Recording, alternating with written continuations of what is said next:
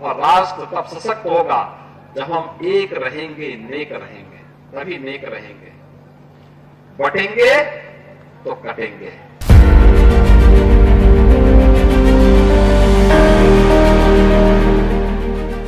जय हिंद, नमस्कार। बटोगे तो कटोगे और एक साथ रहोगे तो बनोगे नेक। बड़ी हलचल मच गई है इस नारे से देश के अंदर। ये तस्वीर देख रहे हैं आप, ये तस्वीर है नेताजी सुभाष चंद्र बोस की, जिन्होंने आजादी की लड़ाई के अंदर लगातार इस बात को कहा था कि देश को एक होना चाहिए, जिन्होंने पाकिस्तान का खुल करके विरोध किया था, देश के विभाजन का खुल के विरोध किया था। अंग्रेजों ने बांट बांट के इस देश पे राज किया। हमारे ऐसे ऐसे वर्णों को नीच जाति बता दिया जो पेशेगत संप्रदाय थे। नाई, तेली, कुम्हार, लोहार, 1871 में सबको नीची जाति बता दिया अंग्रेजों ने। किसी को मार्शल रेस बता दिया, किसी को आपराधिक जाति बता दिया, किसी को आपराधिक ट्राइब बता दिया, क्रिमिनल ट्राइब। और एक बात मत भूलिए, जब जब हम बटे हैं हम तब तब कटे हैं। ये इतिहास कहता है, मैं नहीं कह रहा। क्या नहीं था हमारे पास? सोने की चिड़िया बोला जाता था हिंदुस्तान को।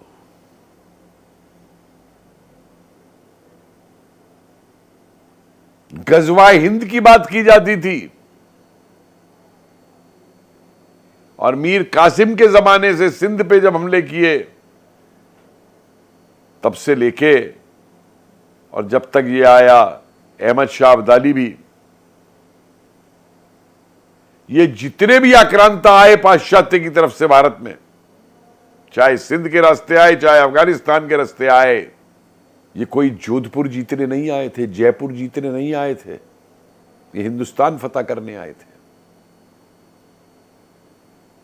और इन आक्रांताओं ने कभी आपसे जाति नहीं पूछी आपकी कि कौन जात हो भाई। वो सिर्फ एक बात जानते थे कि ये काफिर हैं हिंदुस्तान के, तो काफिरों को या तो कत्ल करो और या तलवार के बल पे इन काफिरों को अपने धर्म में ले आओ। इनके धार्मिक स्थल तोड़ दो, लूट लो, स्त्रियों का अपमान करो। तो आर्थिक संपन्न होते हुए भी हम बार बार पिटते चले गए। हम सोमनाथ का मंदिर बनाते थे, वहां सोना इकट्ठा करते थे और फिर आक्रांता आ जाते थे। अगर उसी समय सारे एक हुए होते तो क्या सोमनाथ को बार बार लूट सकता था कोई? क्या काशी के अंदर कोई मंदिर तोड़ सकता था? क्या मथुरा के अंदर कोई मंदिर तोड़ सकता था?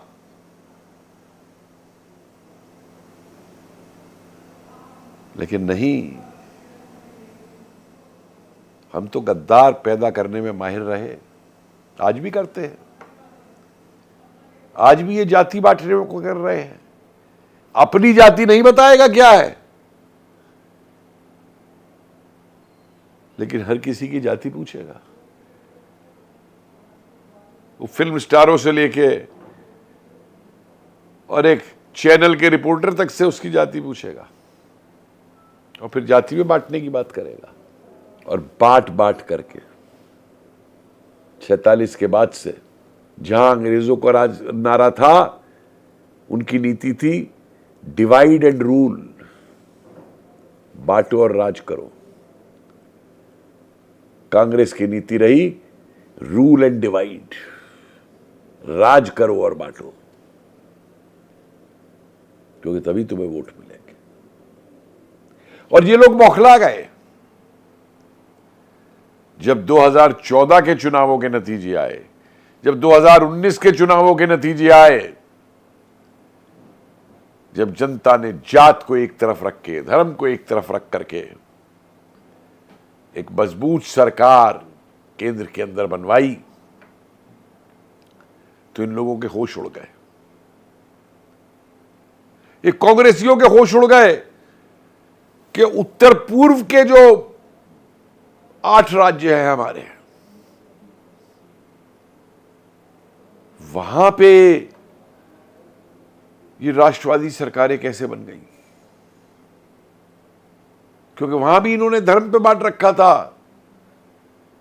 वहां की ईसाई जनता ने कैसे बीजेपी को वोट दे दी। तो बांटो काटो मणिपुर कराओ।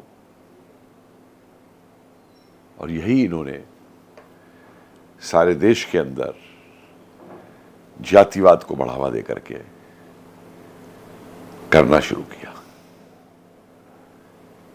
कि जब देखा कि जनता जाति के बंधन तोड़ करके सशक्त सरकार बना रही है,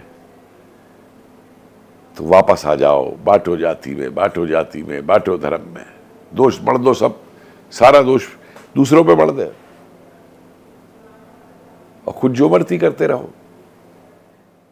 कश्मीर में जाकर के कहो इधर वाले विदेशी हैं, तमिलनाडु में जाकर के उत्तर भारत के खिलाफ भड़काओ। ये बांटने वाले ये हैं। और जब ये नारा आता है कि बटोगे तो कटोगे, तो क्या गलत है। मुस्लिम संप्रदाय एक होकर के वोट डालेगा, वो धर्मनिरपेक्षता है। मुसलमान को सारे उनके नेता कहते रहे कि एक हो जाओ और वोट डालो, वो धर्मनिरपेक्षता है। और अगर एक हिंदू ने कह दिया कि एक हो जाओ, ओ मार दिया, देश को तोड़ रहे हैं, संविधान के खिलाफ जा रहे हैं,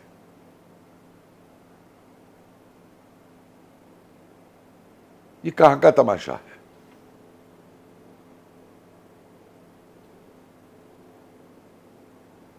जी हां,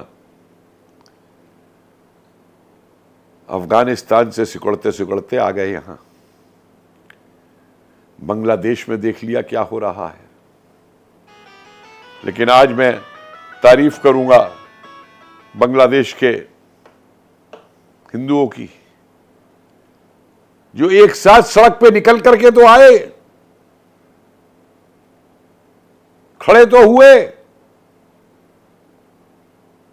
कनाडा के अंदर जब एक होके जवाब दे रहे हैं, तो खालिस्तानी बिल बिला रहे हैं। वहां के जो चंद खालिस्तान के नाम पे सारी सिख कौम को बदनाम करने वाले लोग हैं, आतंकी, वो बिल बिला रहे हैं।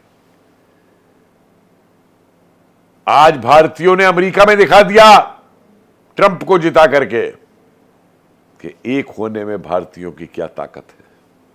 और किसने कहा कि भाई दूसरे समुदाय भी एक ना हो, एक हो राष्ट्रीय स्तर के ऊपर।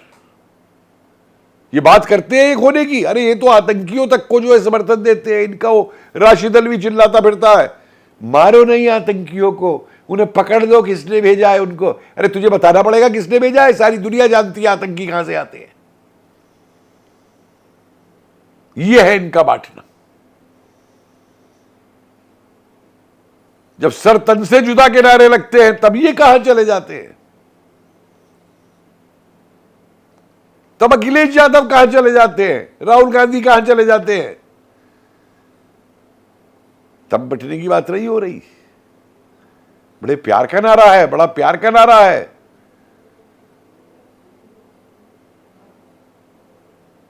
तो इसलिए